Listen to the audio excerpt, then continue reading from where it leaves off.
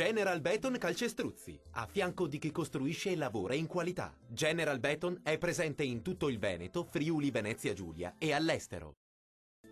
Ben ritrovati al meteo. Tempo inizialmente buono, poi peggiorerà per l'arrivo di una perturbazione, ma vediamo il dettaglio. Sul Veneto ampio soleggiamento ovunque al mattino, con il cielo che si presenterà sereno o al massimo poco nuvoloso ovunque. Col passare delle ore tempo via via più instabile un po' su tutti i settori, con temporali frequenti e localmente anche forti.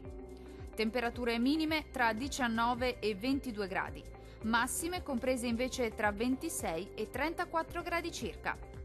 Spostiamoci ora a vedere che tempo farà sul Friuli Venezia Giulia.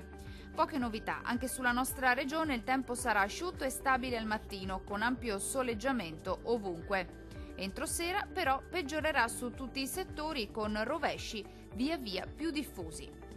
Temperature minime tra 19 e 21 gradi, massime comprese invece tra 29 e 32 gradi circa. Infine, la situazione meteorologica del Trentino Alto Adige. Sarà una bellissima mattinata all'insegna del bel tempo, con ampio soleggiamento un po' su tutti i settori. Dal pomeriggio precipitazioni temporalesche via via più diffuse sulla nostra regione e localmente anche di forte intensità. Temperature minime tra 17 e 19 gradi, valori massimi oscillanti invece tra 28 e 30 gradi. Dal meteo per ora è tutto. Arrivederci al prossimo aggiornamento.